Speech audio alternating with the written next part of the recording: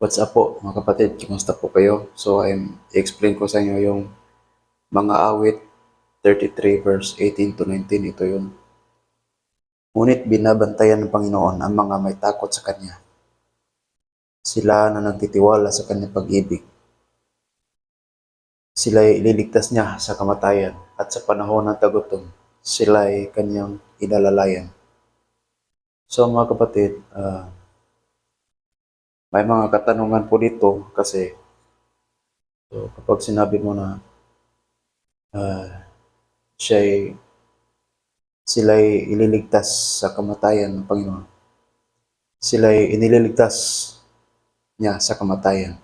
Dito say, yung mga nagtitiwala sa Kanya, ililigtas niya sa kamatayan. Ngunit, maraming magtatanong ng mga ganyan mga kapatid kasi marami daw mga inosenteng namamatay, ganun. Mga paraan na hindi mo maisip mga kapatid.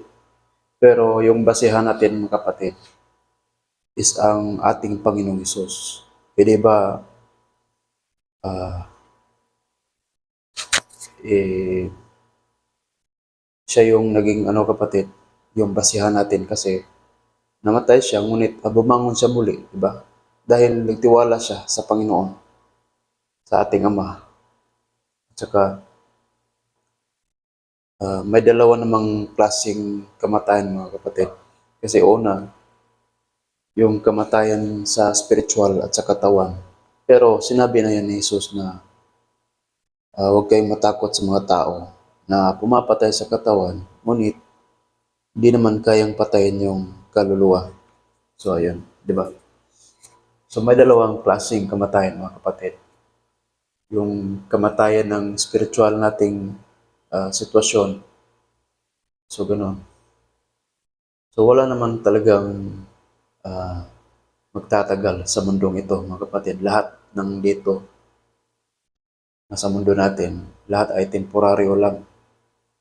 So may iba mga kapatid, sinuwerte, ganoon. So magagamit nila yung yaman nila.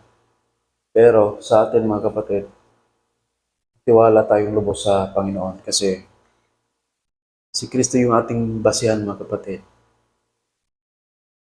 Sa huling araw ng kanyang pananatili, di ba? So, uh, pinatay siya ng mga taong walang paniniwala sa Diyos.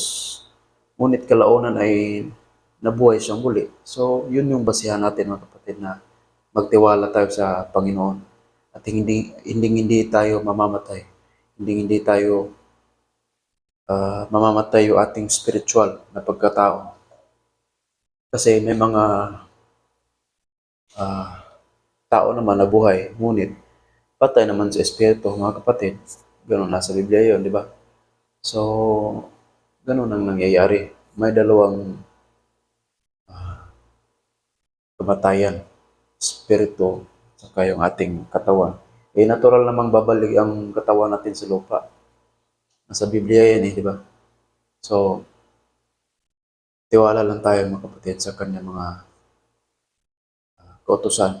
Gawin natin ng buong puso, mahalin natin yung ating kapwa, mahalin natin. So, paano natin mamahalin yung Diyos kung sarili ting kapwa na nakikita, hindi natin kayang gawin. So, hindi mangyayari yun. So, kaya, mga kapatid, habang ginagawa natin ang mga yan, binabantayan tayo ng Panginoong Diyos na hindi tayo mapunta sa kahihiyan. Di ba? Ililigtas tayo ng Diyos sa kapahamakang spiritual. Ganyan yun mga kapatid. Kaya, sa panahon ng tagutom, aalagaan tayo ng Diyos. So, tagutom na spiritual mga kapatid mo.